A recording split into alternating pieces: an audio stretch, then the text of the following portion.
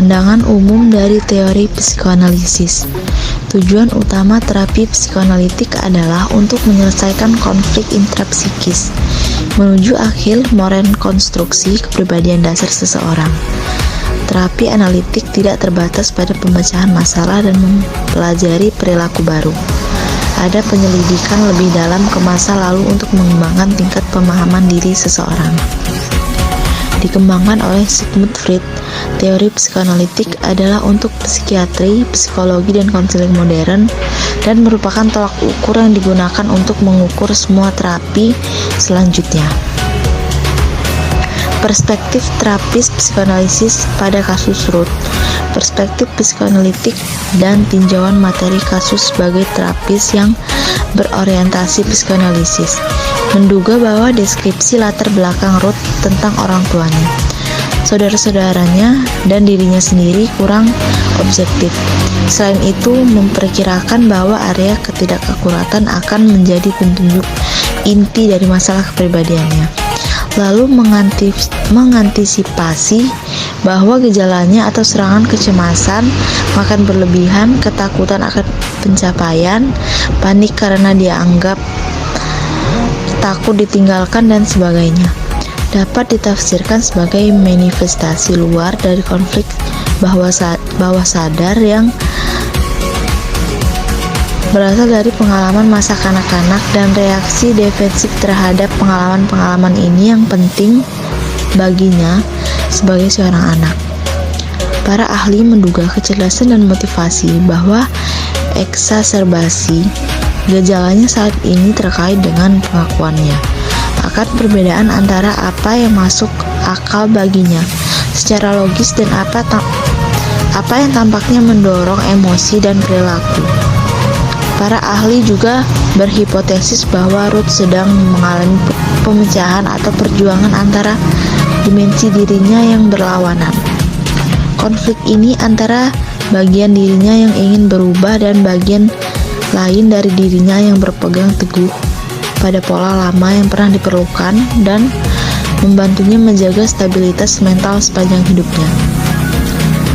Ketidakbahagiaan yang dilaporkan Ruth dengan hidupnya bisa menjadi caranya mengekspresikan gejala depresi yang mungkin bisa dibantu dengan pengobatan selain psikoterapi. Diagnosis DSM IVTR dapat berguna dalam menentukan peran faktor organik dan simatologi Ruth dan memutuskan apakah dia harus dirujuk untuk pengobatan meskipun dia tampaknya tidak memenuhi kriteria untuk menggunakan depresi mayor. Diagnosis DSM-1-FTR gangguan distimik harus dipertimbangkan jika ia mengalami depresi sepanjang hari selama lebih banyak hari daripada tidak, untuk jangka waktu di minimal 2 tahun. Serangan paniknya dapat dikaitkan dengan kondisi jantung dan gejala psikofisiologisnya yang lain berasal dari organik maupun psikodinamik. Cara kerja Jerry Corre dengan Ruth dari perspektif psikoanalisis. Asumsi dasar. Saat Corre bekerja dengan Ruth dalam kerangka psikoanalitik, perspektif psikososial, Erik Erikson memberi Corre model konseptual yang berguna untuk memahami perkembangan Ruth dan tantangan yang dia hadapi saat ini. Sedapat mungkin, Corre menerapkan kerangka konseptual terapi psikodinamik singkat dengan Ruth. Teori psikososial yang dikembangkan terutama oleh Erikson menekankan pengaruh sosio-kultural pada perkembangan kepribadian. Ini mengasumsikan bahwa ada kesinambungan dalam pembangunan manusia. Dengan meningkatkan pemahaman dirinya, Ruth akan dapat memilih jalan yang lebih berarti. Praktek psikoanalitik kontemporer menekankan asal-usul dan transformasi diri, diferensiasi antara diri dan orang lain, integrasi diri dengan orang lain, dan pengaruh faktor-faktor penting dalam perkembangan awal pada perkembangan selanjutnya. Dalam melihat kasus Ruth, Corre membuat asumsi bahwa perkembangan awalnya sangat penting dan bahwa masalah kepribadiannya saat ini dipengaruhi oleh pengalamannya di masa kanak-kanak. Meminjam dari pemikiran Kohut, Corey menduga bahwa dia terluka secara psikologis selama masa kanak-kanak dan bahwa struktur pertahanannya adalah upaya untuk menghindari cedera lagi. Penilaian Ruth. Teori psikoanalitik memberikan perspektif yang berguna untuk memahami cara Ruth mencoba mengendalikan kecemasan dalam hidupnya. Dia merasa memegang kendali ketika dia merawat anak-anaknya, dan dia tidak tahu apa yang akan dia lakukan begitu mereka meninggalkan rumah. Ditambah dengan sindrom sarang kosong ini adalah ambivalensinya tentang meninggalkan keamanan rumah dengan memilih karir. Perubahan ini menimbulkan kecemasan karena dia berjuang dengan kemampuannya untuk mengarahkan hidupnya sendiri dibandingkan dengan mendefinisikan dirinya secara ketat sebagai pelayan orang lain. Kecemasan ini akan menjadi titik fokus terapi. Tujuan terapi. Terapi psikodinamik ditujukan untuk mempromosikan integrasi dan pengembangan ego. Berbagai bagian dari diri Ruth yang dia sangkal akan menjadi lebih terhubung.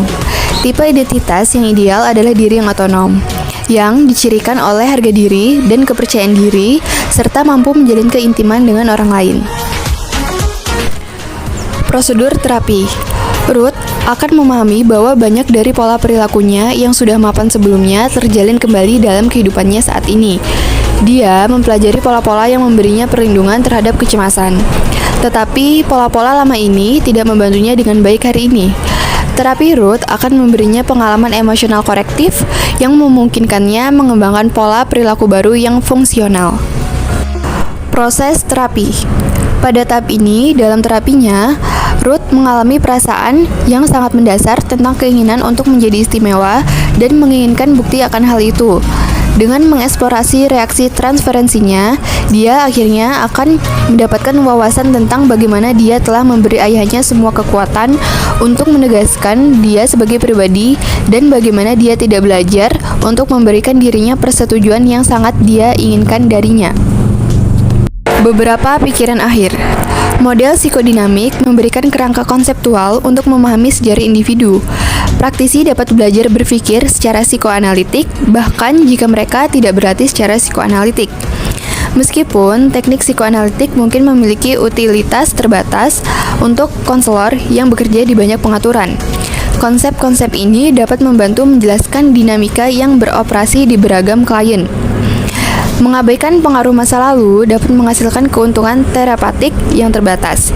Dan seperti yang diilustrasikan oleh kasus Ruth, memahami pengaruh masa lalunya memberi Ruth lebih banyak kendali atas perilakunya saat ini. Pertanyaan dan refleksi teori psikoanalisis. Beberapa dari pertanyaan untuk refleksi ini akan membantu terlibat secara pribadi. Pertanyaan dirancang untuk memberi beberapa panduan dalam mulai bekerja dengan Ruth. Pertanyaan untuk refleksi yang paling menarik yaitu 1. Dr. Blau menekankan pentingnya memahami mengapa pengalaman dan perilaku klien. Keuntungan dan kerugian apa yang Anda lihat dalam fokus ini? 2. Dr. Blau menyarankan bahwa aspek fisikoseksual dari hubungan Ruth dengan orang tuanya dan mungkin saudara-saudaranya masih mewakili area konflik utama dalam perilakunya saat ini. Dengan cara apa pengalaman awalnya mungkin mengalami berdampak signifikan pada hidupnya hari ini? Bagaimana Anda bisa menjelajahi dinamika ini? 3. Apakah Anda berbagi penekanan dari pendekatan ini pada pentingnya Ruth, ayah dalam hidupnya? Bagaimana Anda bisa menjelajahi dengannya? Bagaimana konflik dengan ayahnya terkait dengan beberapa konfliknya saat ini?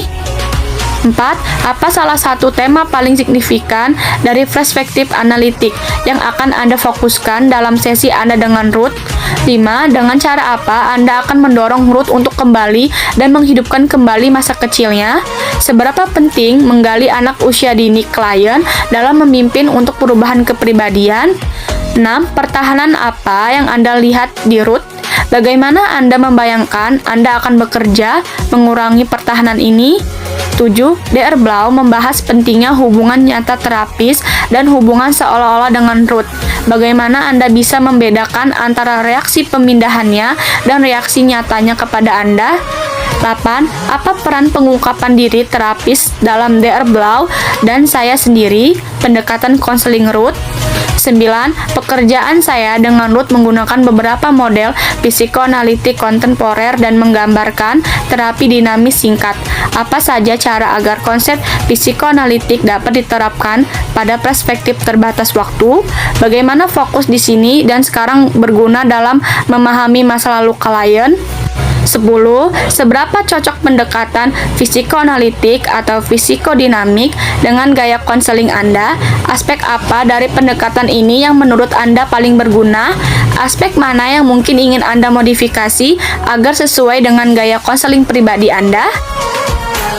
Baik, mungkin ini saja yang dapat kami sampaikan. Kurang lebihnya mohon maaf. Saya akhiri. Wassalamualaikum warahmatullahi wabarakatuh.